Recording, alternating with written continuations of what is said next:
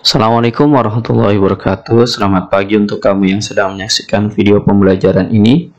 Kembali lagi bersama Junaidi Fayat. Kali ini kita akan membahas materi pembelajaran 5 subtema 1 dari tema 8. Adapun materi-materi yang akan kita bahas pada video pembelajaran ini adalah pertama, tangga nada diatonis mayor. Nah, ini materi yang pertama yang akan kita bahas. Kemudian materi yang kedua adalah mengurutkan peristiwa dalam cerita fiksi. Dan yang terakhir adalah keberadaan air di permukaan bumi. 3 materi ini akan kita bahas satu persatu. Dan ini adalah materi yang bersumberkan pada muatan SBDP, Bahasa Indonesia, dan Ilmu Pengetahuan Alam. Nah, sebelum kita berlanjut kepada video pembelajaran selanjutnya atau kita mulai, silakan cermati dan simak video pembelajaran ini baik-baik agar kamu mudah dalam memahami materi-materi yang akan saya jelaskan.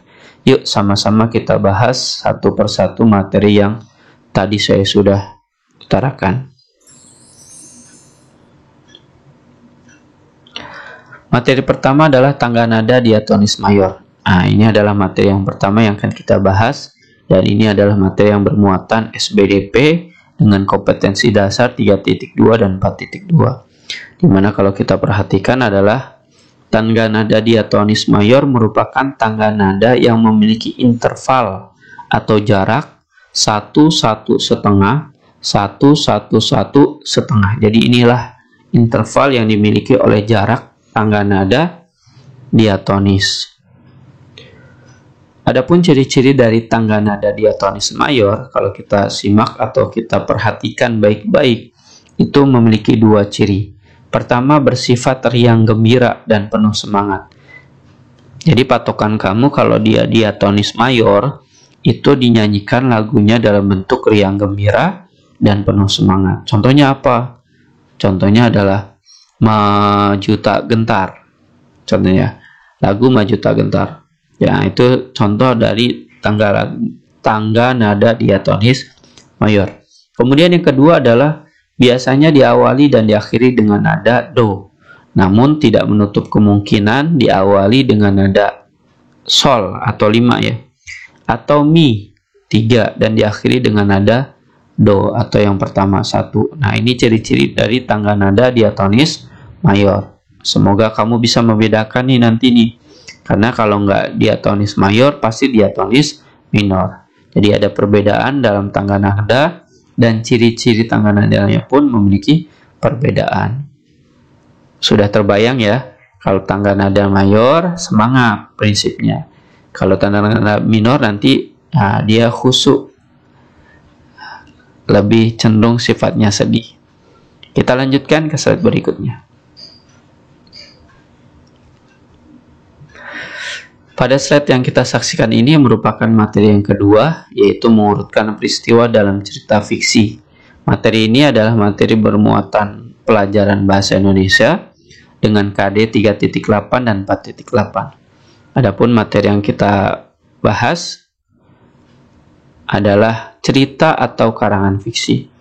Jadi kalau kita perhatikan dari judulnya, cerita fiksi adalah cerita rekaan buatan yang dibuat pengarang, di mana cerita di dalamnya menjadi bermakna dikarenakan daya khayal, angan-angan atau fantasi olah pikir, ide kreativitas penulis. Urutan peristiwa dalam cerita disebut juga alur. Alur merupakan rangkaian peristiwa yang berisi urutan kejadian. Namun tiap kejadian itu hanya dihubungkan secara sebab akibat. Peristiwa yang satu disebabkan atau menyebabkan peristiwa yang lain. Nah, ini adalah contoh dari mengurutkan peristiwa dalam cerita fiksi. Jadi kalau kita mau mengurutkan, nah ternyata mengurutkan itu disebut juga dalam ilmu bahasa Indonesia, namanya adalah alur ya, yang merupakan rangkaian peristiwa yang berisi urutan kejadian. Ini kalau kita mau memperhatikan urutan peristiwa dalam cerita fiksi.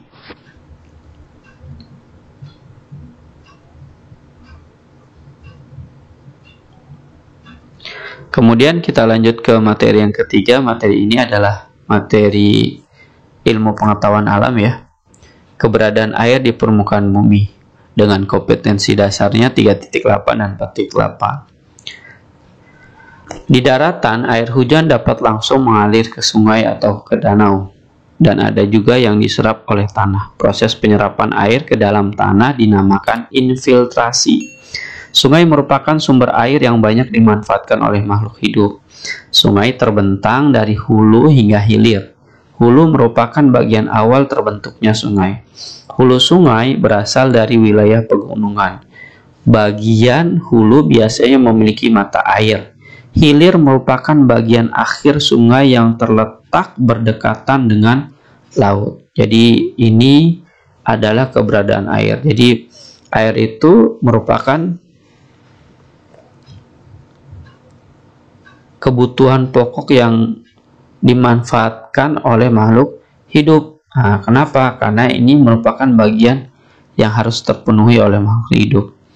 Dan kalau kita perhatikan tadi ya, setelah kita baca tadi bahwa air itu bisa kita peroleh dari yang namanya sungai, atau bisa juga kita peroleh dari air hujan, tergantung kita posisinya di mana.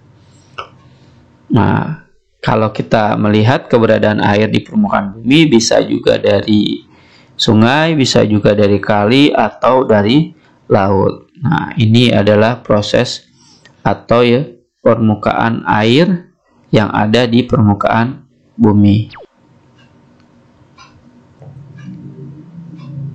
Adapun manfaat sungai bagi manusia, kalau kita sering lihat di televisi atau di mana-mana, air itu yang ada di sungai bermanfaat untuk kita kurang lebih ada 6. Yang pertama adalah sumber air bagi pengairan pertanian atau irigasi dan usaha perikanan darat.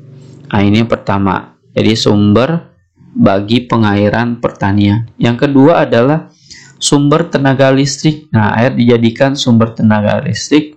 Contohnya pembangkit listrik tenaga air. Contohnya di Waduk Jatiluhur. Kalau kita pernah berekreasi ke sana, nah di Waduk Jatiluhur itu ada memanfaatkan air untuk sebagai sumber tenaga listrik. Yang ketiga, selanjutnya adalah tempat mengembangbiakan dan menangkap ikan. Jadi kalau kita perhatikan, kita simak, nah namanya air itu untuk mengembangbiakan ikan. Karena ikan emang hidupnya di air. Dan untuk menangkap ya jelas, karena dengan menangkap ikan otomatis kita berada di air. Yang keempat, manfaat sungai bagi manusia adalah tempat rekreasi.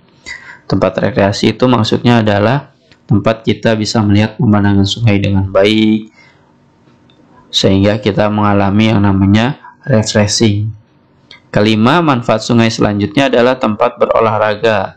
Nah, olahraga di sini dimanfaatkan oleh beberapa orang yang tinggal atau berdekatan dengan sungai yang memiliki arus yang lumayan deras. Itu dimanfaatkan biasanya untuk olahraga yang namanya arum jeram. Nah, ini adalah tempat olahraganya manusia. Dan yang keenam, yang terakhir, manfaat sungai adalah tempat untuk memenuhi kebutuhan air untuk kehidupan sehari-hari penduduk yang tinggalnya di tepi sungai. Jadi kalau kita atau beberapa orang yang tinggalnya di tepi sungai, sungai itu dimanfaatkan untuk memenuhi kebutuhan sehari-hari. Untuk kebutuhan hidupnya, bisa mencuci, bisa mandi, bisa yang lain-lainnya. 6 manfaat ini adalah manfaat sungai yang dirasakan oleh manusia itu sendiri, termasuk diri kita ya. Yang sangat bermanfaat tentunya bagi diri kita dan kita rasakan. Jadi 6 hal ini tidak lepas dari kehidupan kita sehari-hari.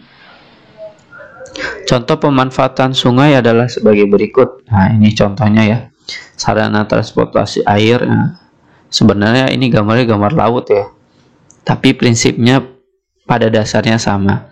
Sarana transportasi air. Mungkin lebih tepatnya kalau gambarnya saya ambil dari Kalimantan ya. Nah, di sana kan banyak sungai, banyak kali yang digunakan orang melakukan transportasinya menggunakan sampan ya. Nah, contohnya adalah sarana transportasi. Kemudian yang kedua adalah pengairan sawah, seperti yang tadi ya, manfaat sungai bagi manusia digunakan sebagai pengairan sawah, kemudian sebagai media tambak ikan dan udang.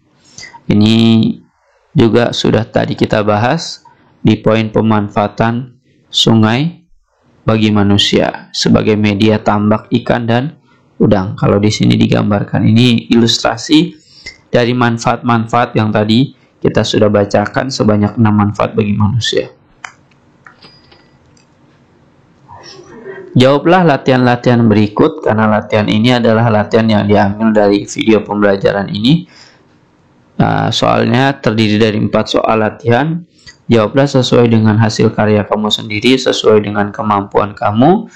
Usahakan jawaban yang kamu akan berikan jawaban yang tidak diperoleh dari bantuan orang lain atau menerima bantuan dari orang lain. Selamat mengerjakan. Saya doakan semoga kamu bisa dalam mengerjakannya dengan jawaban yang tepat dan benar.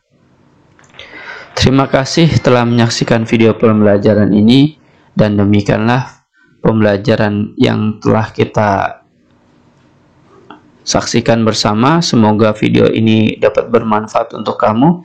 Terima kasih telah menyaksikan video pembelajaran ini. Wassalamualaikum warahmatullahi wabarakatuh.